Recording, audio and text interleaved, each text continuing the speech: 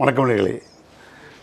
நேயர்கள் நாம் இப்பொழுது பார்க்க இருப்பது மனவாழ்வில் தம்பதியருக்கிடையே, அதாவது நாம் எந்தெந்த விஷயங்களில் நாம் எச்சரிக்கையாக இருக்க வேண்டும், கவனமாக இருக்க வேண்டும், திருமண வாழ்வு நிலைத்திருக்க, ஆரோக்கியமாக இருக்க, மகிழ்ச்சியாக இருக்க, நாம் எந்தெந்த விஷயங்களில் நாம் அது ப்ரீகாஷன் முன்னெச்சரிக்கையாக இருக்க வேண்டும் என்பதை பற்றி நாம் பேசியிருக்கின்றோம்.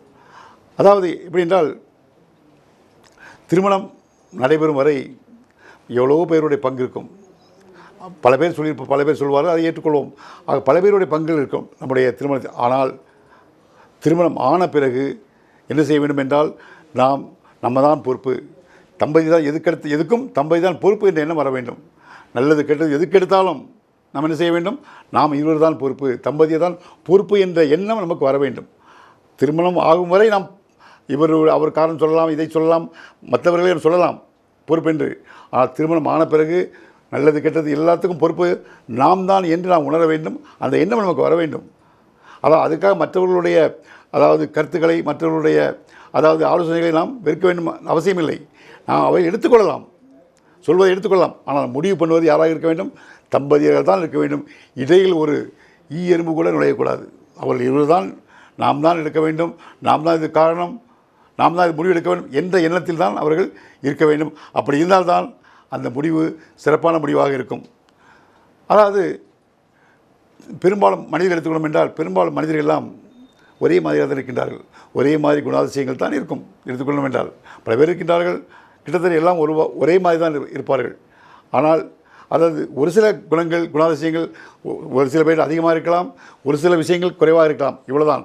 ஆனால் பண்பாடுகள், அவர்களுடைய நடத்தை, குணாதிசயங்கள், பண்புகள் இவையெல்லாம் என்ன செய்யும், பல மாதிரியாக இருக்கும். அப்படி தான் இருக்க வேண்டும்.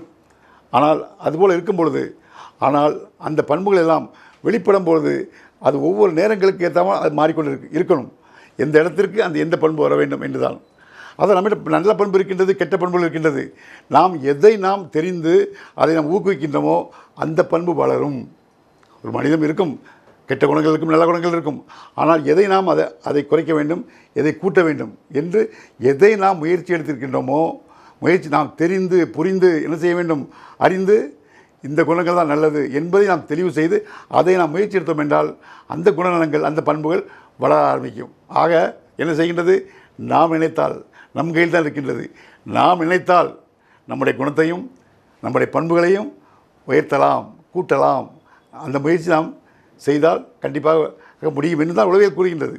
ஆக நம்மிடம் தான் இருக்கின்றது, அந்த கட்டுப்பாடு இருக்கின்றது. ஆக நாம் ஒவ்வொரு விஷயங்களில், பல நேரங்களில் ஒரே மாதிரியான குணநலங்கள் பிரதிபலிக்கக்கூடாது. அது சலித்துவிடும்.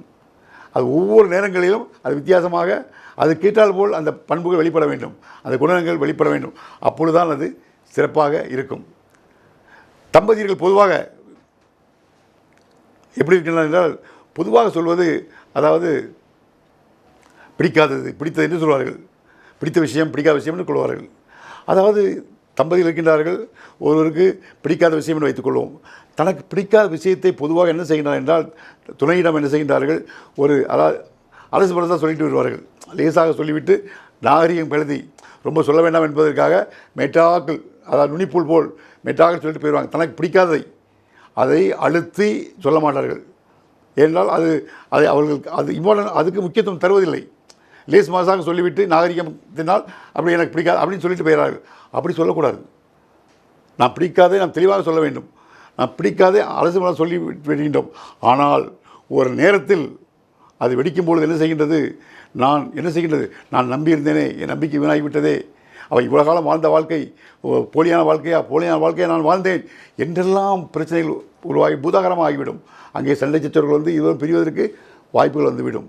ஆக நாம் சிறிதான ஒன்று தான், இதுதான் திருமண வாழ்க்கை என்பது சிறிதான ஒன்று தான். நாம் எதிர்பார்க்க முடியாது எந்த நேரத்தில் எது வெடிக்கும் என்று. ஆக பிடிக்காத விஷயத்தை நாம் எப்படி செய்யக்கூடாது, மேட்டாக சொல்லிவிடக்கூடாது. நமக்கு பிடிக்கவில்லை என்றால் பிடிக்காத விஷயத்தை துணை புரியும் வரை, துணைக்கு நன்றாக புரியும் வரை நாம் எத்தனை முறை சொல்ல வேண்டுமோ என்று கணக்கில்லை. எத்தனை முறை சொன்னாலும் எப்பொழுது சொல்ல வேண்டும், எத்தனை முறை சொல்ல வேண்டும், எவ்வளவு நாட்கள் சொல்ல வேண்டும், அதெல்லாம் சொல்லித்தான் ஆக வேண்டும். அப்படி தான் ஆக வேண்டும். அவளுக்கு புரிகிற வரை நம்ம சொல்லித்தான் ஆக வேண்டும். நான் சொல்லிட்டேன், என் கடமை முடிஞ்சது, எத்தனை தடவை சொல்கிறது, 5 தடவை எத்தனையோ தடவை சொல்லிட்டேன், அது பயனில்லை என்று சொல்லவே கூடாது. புரியும் வரை சொல்லித்தான் ஆக வேண்டும். அது எத்தனை வருடங்களோ எத்தனை காலங்களோ என்பது கணக்கில்லை. அதுபோல் நாம் அதாவது பிடிக்காது சொல்லிவிட்டோம். அது பிடிக்காதை நாம் சொல்லிவிட்டு நாம் என்ன செய்ய வேண்டும்? நாம் அதிலிருந்து நாம் என்ன செய்ய வேண்டும்? நாமும் மாறுவதற்கு, துணைக்கு பிடிக்கவில்லை நாம் சொல்லிவிட்டோம், இருந்தாலும் நாமும் மாறுவதற்கு நாம் சில முயற்சிகளை எடுக்க வேண்டும். அந்த முயற்சிகளில் என்ன செய்யலாம்? தோல்விகள் ஏற்படலாம். ஆனால் துணை அதை பார்த்து கொண்டு இருக்கும். துணைக்கு தெரியும் நமக்காக அவர் தன்னை மாற்றுவதற்கு முயற்சி செய்கின்றார், அவரால் முடியவில்லை என்று துணை என்ன செய்யும்? அதை ஏற்றுக்கொள்ளும். அதுதான் துணையினுடைய சுபாவம். நமக்காக ட்ரை பண்ணுறார், முயற்சி செய்கின்றார், முடியவில்லை, போகட்டும், நாம் அதை எடுத்துக்கொள்ளலாம் என்று அதுவே மாறிவிடும். ஆக இப்போ எப்படி இருக்கின்றது? பிடிக்காத விஷயம் என்ன செய்கின்றது? பிடித்து விடுகின்றது. பிடிக்காத விஷயம் நீங்கள் ட்ரை பண்ணுறீங்க, உங்களால் முடியல, ஆனால் அவர்கள் ஏற்றுக்கொள்வார்கள். துணை என்ன செய்யும்?